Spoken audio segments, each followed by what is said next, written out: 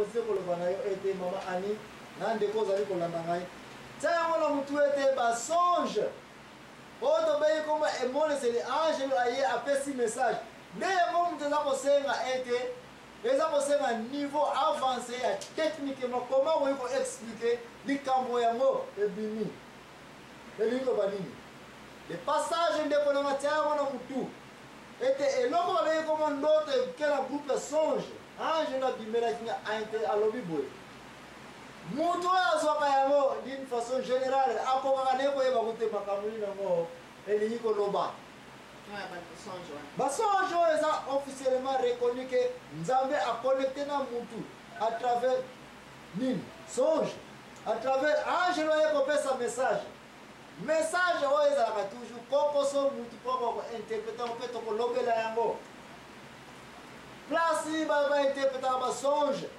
nani aza capable de interpréter songe nde sije na biso ezali koya mais pour le moment nalingi nakozwa avance ya kosaute na makambo eza nanu ke sarclage nano ekomi clair te tokolobela yango na ntango sarclage ekoma clair koma ndoto ekomi koyebana te oyo ezali ndoto oyo babengi koma songe me oyo babengi koma ya rêve toyebi deja ke makanisi ya mutu barêve makanisi ya mutu mélange na baposition ya mutu état physique malade opération madiamba masanga mposa ya mokili oyo nyonso de cauchemar seulement ye yango mutu etondisi mokili mobimba oyo me oyo babengi kombo ya songe ndoto oyo ezali ke angelo mutu akitaki apesi message epai na mwana ya mutu na mabele oyo nde place kokoso ezali koma tokoyebela yango comment on va interpréter yango nde kokokende mosika te mama ali na banda ozali su na étape mosusu bokosala lisusu ya makambo ozali kolobela lelo bon oyo ezoya eza vision n'est-ce pas est-ce que oza na idée ya vision bandeko bakende kotanga wapi bayeba qu'est-ce qui fait vision bon vision yango ezali kaka ndenge tozolobaka nyonso obengango kaka ndoto te oui bandoto kaka mais est-ce que recommandation nazali kopesa bino bandeko bakende kotanga su mokanda ya Daniel deuxième chapitre et puis la troisième chapitre merci mingi l'impresaro Joachim mezambona accompagné na mama l'activiste mama Annie kokende mosika te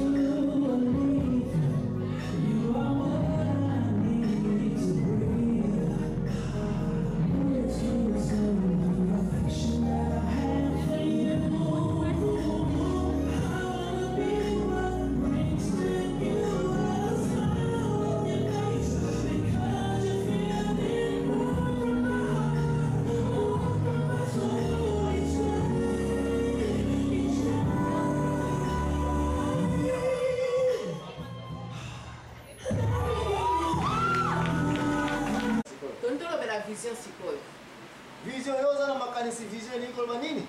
Vision is a factor check. You know.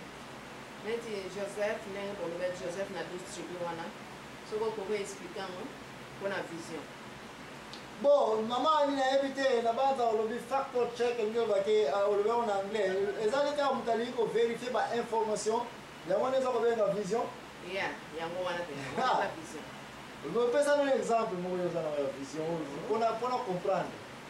No, vision ezali lokola mutamoni ni kampo. A comprendre tina ni kamanga la kiseni ni te. Le vision yango wana te. Et bon rêve. Amoni pe ni kamanga a comprendre tina. Mote.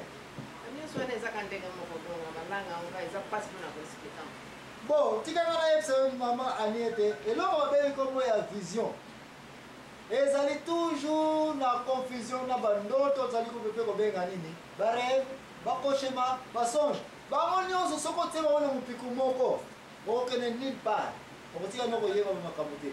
Vision de konanga ezali eloko ezali net tika biloko ka eututo lutu ko le déjà.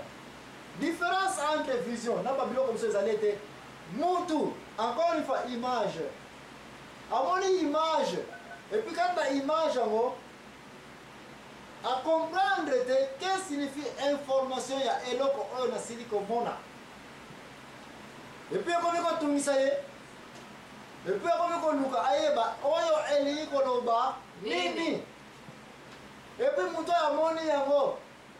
Aza presque incapable ya koyeba eloko na moni elikoloba nini.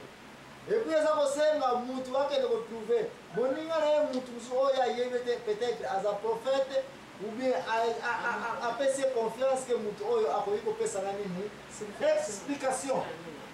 Mais question est-ce que batango depuis ta kala tina data lelo tina bajure koya bakozala oba ko expliquer eloko oyo euti d'une façon céleste et mon ami soit physiquement soit dans ndoto et que vraiment explication est hier donc question na la maman anide question de comme débattre psychologue mais avant de débattre question il y a vision quand on appelle vision ni comme nini maman ane pesa un peu exemple ya vision oyo na Bible oyo pesa ke vision moko ya boye nga nebi na Bible to ko lebela ba te passer baton to yebi ba monter mais to lebela oyo na Bible pesa nga kaya vision oyo yebi ke na Bible ta nga place ba lebela vision bon oyo na yebi oya Joseph tango amonaka soki 12 bots you know Joseph est mwana ya nani ya Jacob.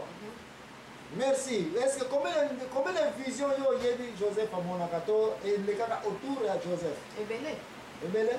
Pesa mami bale. Oyo na uti koloba. Oh ya les 12 bots amoni jaka boye. Ba mipiko ya bandianga ezali combien? 12.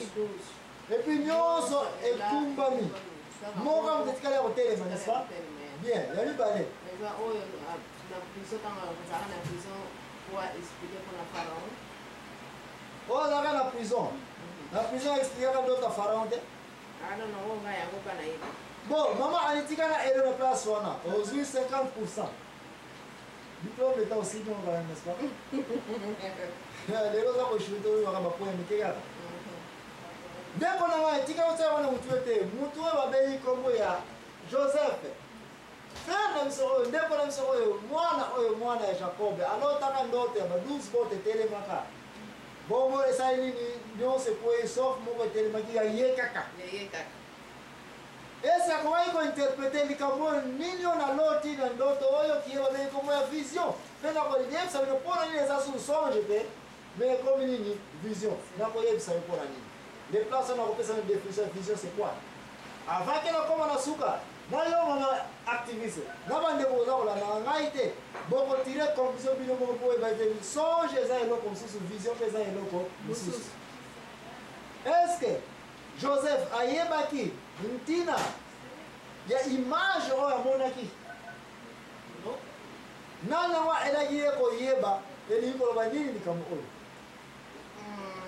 bande ko na ye bande koneta basiliko mona yango basiliko yoka yango basiliki na papa na bango bangone bakomi contre Joseph balobi na yeke donc yo liko baite un jour biso tokofuka mela yo ekotikala kosalema te banda jour na bakomaki nini ba ennemi ya ndeko na bango wana Joseph donc yango bakena koteka ye. yango wana bakende koteka ye pasi bayeba nzeke makambo yo omoni eza somo Nana kasaki po papa na ye alingaki mingi. po papa na alingaki mais pire encore parce que bandeko ne bazalaki mpe deja na avance badon ebele bayebaki ete ndeko na biso oyo ndoto auti parce que mpo interprete ndoto eza koya okoyeba nini yango elingi koloba koyebisa mutu vision explication yango interprétation eza koya tolobelaki yango révélation ekoya te tolobelaki yango interprétation mpe ekoya nde place oza komona ete Joseph akomi sikoyo na prison place outi kolobela na prison nde prisonnier bayaki wana